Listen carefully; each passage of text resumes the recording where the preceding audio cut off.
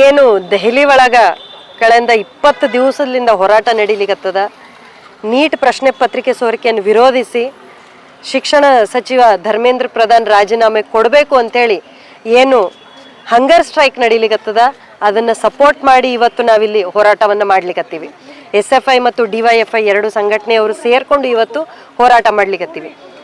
ಏನು ವಿದ್ಯಾರ್ಥಿಗಳು 2-3 ವರ್ಷ ತಯಾರಿ ಮಾಡಿಕೊಂಡು ನೀಟ್ ಎಕ್ಸಾಮ್ ಬರೀತಾರೋ, ಯಾವ ನೀಟ್ ಎಕ್ಸಾಮ್ ಬರೆದು ಪಾಸಾಗಿ ನಾವು ಡಾಕ್ಟರ್ ಆಗಬೇಕು ಅಂತೇಳಿ ಕನಸು ಕಂಡಿರ್ತಾರೋ, ಅವ್ರ ಕನಸೆಲ್ಲ ಇವ್ರು ಕಾಲಾಗ ಹಾಕಿ ಹೊಸಕ್ಕೆ ತುಳಿಲಿಗತ್ತಾರೆ ಇವರು. ಇಷ್ಟೆಲ್ಲ ದೊಡ್ಡದಾಗಿ ಸೇಫ್ಟಿ ಬಗ್ಗೆ ಮಾತಾಡೋರು ಒಂದು ಕ್ವಶನ್ ಪೇಪರ್ ಲೀಕ್ ಬಗ್ಗೆ ಇಲ್ಲಿ ತನಕ ಜವಾಬ್ದಾರಿ ಹೊತ್ಕೊಂಡು ಇನ್ನೂ ತನಕ ಒಂದು ಸ್ಟೇಟ್ಮೆಂಟ್ ಕೊಟ್ಟಿಲ್ಲ ಸರ್ಕಾರದವರು. ಶಿಕ್ಷಣ ಸಚಿವ ಇಷ್ಟು ಜನ ವಿದ್ಯಾರ್ಥಿಗಳು ಸತ್ತೋದ್ರು, ಸುಸೈಡ್ ಮಾಡ್ಕೊಂಡ್ರು, ಅದನ್ನ ಜವಾಬ್ದಾರಿ ಹೊತ್ಕೊಂಡು ಹೌದು ತಪ್ಪಾಯ್ತು ಅನ್ನೋ ಒಂದು ಪದ ಇಲ್ಲ, ಅವ್ರು ಸತ್ತಿರೋರ ಬಗ್ಗೆ ವಿಷಾದರ್ಶನೆ ಕೊಡ್ತೀವಿ, ಅವರ ಫ್ಯಾಮಿಲಿ ಜೊತೆಗೆ ನಾವಿದೀವಿ, ಆ ದುಃಖದ ಒಳಗೆ ನಾವಿದೀವಿ ಅನ್ನೋಂಥ ಒಂದು ಪದ ಬಂದಿಲ್ಲ ಅಲ್ಲಿಂದ. ಅಂದ್ರ ಎಷ್ಟು ಕಲ್ಲಾಗಿ ಕೂತಾರ ಇವರು. ಅಂದ್ರ ನೀವು ಯಾರು ಇರ್ರಿ ಯಾರು ಸಾಯ್ರಿ ನಮಗೇನು ಲೆಕ್ಕಕ್ಕಿಲ್ಲ, ನಾವು 5 ವರ್ಷಕ್ಕೊಂದ್ಸಲ ಎಲೆಕ್ಷನ್ ಗೆದಿತೀವಿ, ಬಂದು ಕುರ್ಚಿ ಮೇಲೆ ಕೂಡ್ತೀವಿ, ನಮ್ಮ ಮನಸ್ಸಿಗೆ ಬಂದಾಗ ನಾವು ಆಟ ಆಡ್ತೀವಿ, ವಿದ್ಯಾರ್ಥಿಗಳ ಜೀವನದ ಜೊತೆನೂ ಆಟ ಆಡ್ತೀವಿ, ಯುವ ಜನರ ಜೀವನದ ಜೊತೆನೂ ಆಟ ಆಡ್ತೀವಿ. ನಾವು ಯಾವ ನೌಕರಿಗಳು ಕೊಡಲ್ಲ, ಆ ನೌಕರಿಗಳ ಸಲುವಾಗಿ ಇರೋಂಥ ಎಕ್ಸಾಮ್ಗಳ ಬಗ್ಗೆ ಇರ್ಲಾರ್ದೆ ಪಾರದರ್ಶಕತೆ ಇರ್ಲಾರ್ದೆ ಎಕ್ಸಾಮು ನಡ್ಸಂಗಿಲ್ಲ.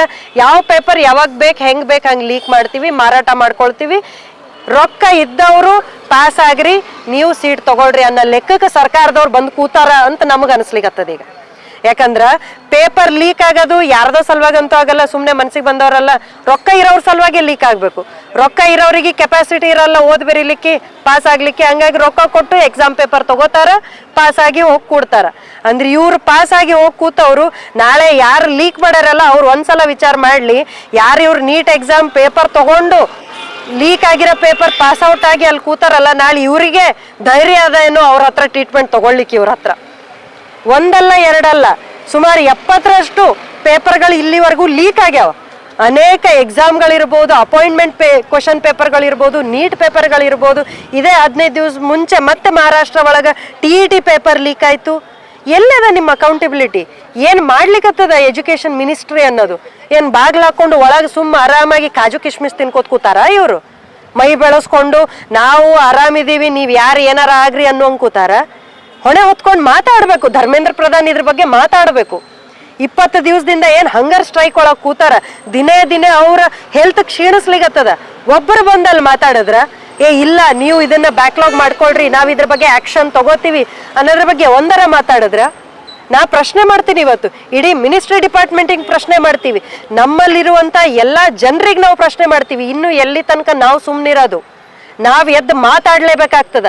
ನಮ್ಮ ಸಲುವಾಗಿ ನಾವು ಮಾತಾಡ್ಲಿಲ್ಲ ಅಂತಂದ್ರ ಯಾವ ಸರ್ಕಾರದವರು ಮಾತಾಡಲ್ಲ ನಮ್ಮ ಸಲುವಾಗಿ. ನಮ್ಮ ಹಕ್ಕಿನ ಬಗ್ಗೆ ನಾವು ಮಾತಾಡಿ ನಮಗ್ ಬೇಕಾಗಿರೋದನ್ನ ನಾವು ಹೋರಾಟದ ಮೂಲಕ ಮಾತ್ರ ಪಡ್ಕೊಳ್ಳಿಕ್ ಸಾಧ್ಯ ಅದ. ಯಾರೋ ಮಾಡ್ತಾರ ಮಾಡ್ಕೊಳ್ಳಿ, ಅಷ್ಟು ಜನ ಅಲ್ಲಿ CJP ಅವ್ರು ಮಾಡ್ಲಿಕ್ಕತ್ತಾರ, SFI ದವ್ರು ಅಲ್ಲಿ ಡೆಲ್ಲಿ ಒಳಗೆ ಕೂತ್ ಮಾಡ್ಲಿಕ್ಕತ್ತಾರ, ASF ಅಲ್ಲಿ ಮಾಡ್ಲಿಕ್ಕತ್ತಾರ, ಮಾಡ್ಕೊಳ್ಳಿ, ನಾವಿಲ್ಲಿ ಆರಾಮಿದೀವಿ ಅಂತಂದ್ರೆ ನಡೆಯಂಗಿಲ್ಲ. ಇವತ್ತು ನಾವು ಪ್ರತಿ ಊರುಗಳದಾಗ ದೊಡ್ಡ ಮಟ್ಟದ ಹೋರಾಟ ಮಾಡಿ ನಾವು ಸರ್ಕಾರಕ್ಕೊಂದು ಎಚ್ಚರಿಕೆ ಕೊಡಬೇಕಾಗ್ತದೆ. ನಾವು ಎಚ್ಚರಿಕೆ ಕೊಟ್ಟು ಈ ವಿಷಯದ ಬಗ್ಗೆ ನೀವು ಮಾತಾಡಬೇಕು, ಧರ್ಮೇಂದ್ರ ಪ್ರಧಾನ್ ರಾಜೀನಾಮೆ ಕೊಡಲೇಬೇಕು ಅನ್ನೋಂಥ ವಿಚಾರವನ್ನ ಇಟ್ಕೊಂಡು ನಾವು ಇವತ್ತಿನ ಈ ಹೋರಾಟವನ್ನ ಹಮ್ಮಿಕೊಂಡಿದ್ದೀವಿ. ಅಲ್ಲಿ ನಡೀತಿರುವಂಥ ಎಲ್ಲ ಹೋರಾಟಗಾರರ ಜೊತೆಗೆ ನಾವಿದ್ದೀವಿ ಅಂತ ಹೇಳಲಿಕ್ಕೆ ಇಷ್ಟಪಡ್ತೀವಿ.